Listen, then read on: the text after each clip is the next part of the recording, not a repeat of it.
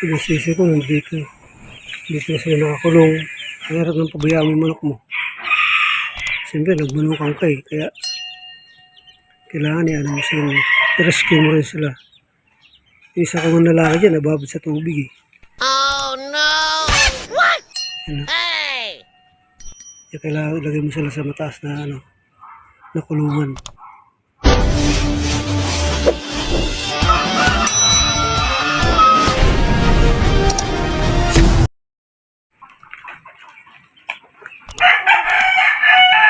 Hindi talaga natin maiwasan yung ganitong panahon. Darating yung time na magtatag-ulan talaga. Magtatag-araw. Yung tag-ulan. Kaya yung backyard breeding ko rito nagsasuffer din. Dahil itong lugar namin, sa backyard lang kasi ako eh. Kaya itong lugar namin, minsan binabahati oh. Pag dumating ganitong tag-ulan na, yan na yan. Mabahay na yan. Kahit anong gawin kong hindi magka ganito, hindi umulan ng ganito katagal. Talagang talagang mangyayari talaga yung backyard ko eh. Talagang bubuhusan ng tubig dito eh. Buti nga ngayon, medyo mabababa na yung tubig dito, yan na lang oh. Tagalang tagulan ah. Ang tagalang tagulan na ito eh. Kaya ibang manok ko dito nababasa din eh.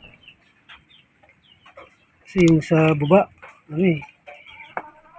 naabot talaga sila, lalo na pag wala ako rito. Minsan nagpunta ako sa Maynila. Nasa backyard ka lang kasi, kaya ganito nangyayari minsan. Yung sisi ko nandito. Dito na sila nakakulong. Binabaha talaga eh.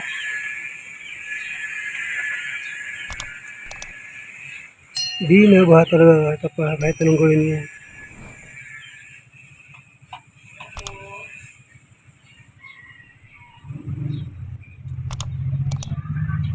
Ito, binabaha yata dito eh. Ay, pangalawang anak ko lang dito eh. Pangalawang taon ko pa lang dito eh. Dati kasi nasa taas ako eh. Doon ako sa banda rito. Dito hindi binabaha oh. Dati nandito yung manok ako, di binabaha dito eh. Sa lugar na to, medyo malaki-laki din oh. Medyo maluwag din dito kung dito ko ilalagay yung mga manok ko eh. Kaya lalagay ko sa baba eh. Sa likod bahay lang kasi ito. Sa likod bahay lang kasi ito eh. Kaya lalagay ko dito yung mga manok eh, para wala na siyang para wala siyang reklamo, hindi siya mag-ingay.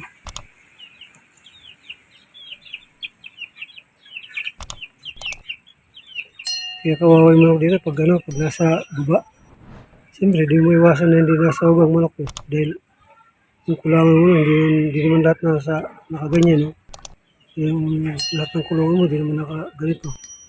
May mga paang kulungan yun.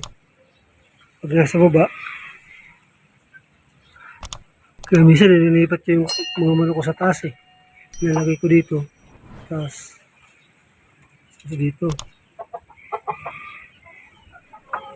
Yung nakahanging kulungan mo, nakahang. Yan. Nalagay ko dyan yung mga manok.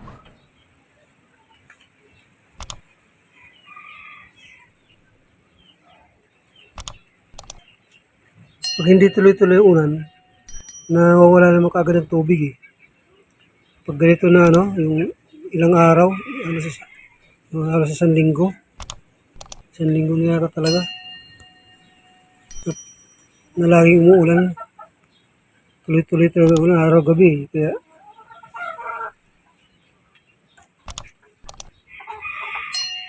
Dito hindi gaano inaawat ng tubig dito eh. Sa ganito. Hindi gaano inaawat ng baha dyan ng tubig ba. Yung ganito, inaabot eh.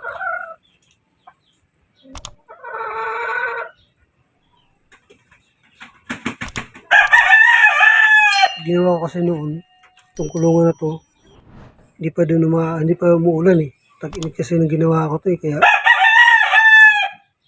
nakaganyan siya, nakalapag sa lupa. Dalawa yan, double yan eh, dalawa sa taas, isa sa baba. Nakaganyan. Siyempre wala nang sahig dyan sa baba, nakano sa lupa lang eh. Sa lupa nakalapak. Hindi na nangyayari, binabaha pala dito. Last year ko lang kasi ito ginawa eh, dito eh. Binabaha pala dyan. Siyempre, hindi mo iwasan na hindi dumami ang manok ko. Manok ko sa taas. Pag dumami na sa taas yung iba, nandito. Pag gano'n na hindi ganong, hindi pa gano'n sa nagalakihan. Andun muna iba, nasama-sama. Tapos dito, inilagay ko dito yung mga nangingitlog. Tulad yan. Nangingitlog dyan yung yung dalawa dyan. Kaya dito sila. Kaya pag umuulan, pag hindi na talaga kaya nila dyan, nalagay ko na sa taas ng kulungan. Nalagay ko sa dito. Kasi wala naman laman na yung iba dyan. Saka dito. Nalagay ko sila dito pag talaga hindi na kaya ng talagang lagi na lang dumabaha. Hinuhuli ko na sila, nalagay ko na sa taas. Dito lang sa may binabaha. Dito sa ganito dyan. Maabot dyan tubig eh. Maabot dyan tubig eh. Talagang hindi maiwasan talagang kakatubig dyan eh.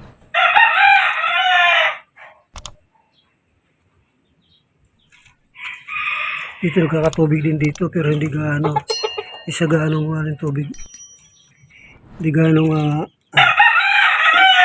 hindi na sa gaano tumataas dyan. Nakatubig lang siya pero hindi siya gaano kasi gawa ng medyo mataas dyan yung may parting dyan, yung parte dyan mataas. Yung parte ito medyo mataas eh, may bato at saka bahay. Dito sa loob. Yung mga ito, may stand yan eh, medyo mataas yan eh. May paa siya. Kaya nandiyan yung maliliit.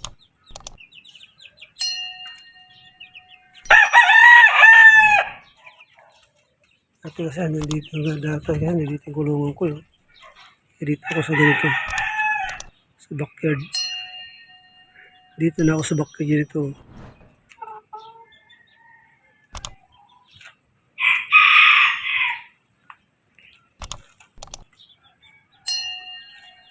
Ganito lang ang pistom eh.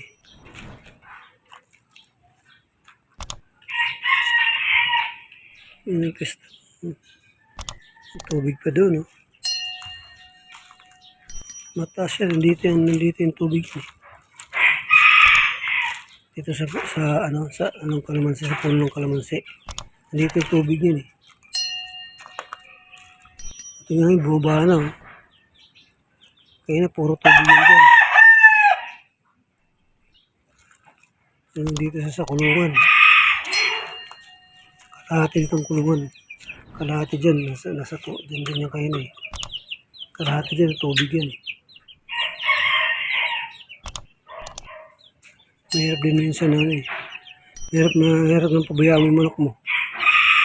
Siyempre, nagbunukan ka eh. Kaya, kailangan mo sila. I-rescue mo rin sila. Ilagay mo rin sila sa maayos para di sila mababad sa tubig.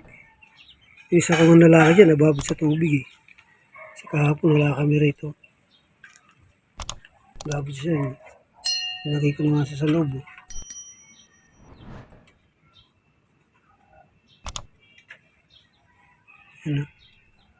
Nababad siya sa tubig eh.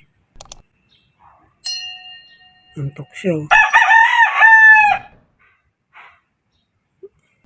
Pinaliguan ko kanina yan dahil nababad sa tubig yan. Aba, matindi! Nagmano ka kaya kailangan magsakripisyo ka din. Dahil ganyan lang ang pwesto mo talaga.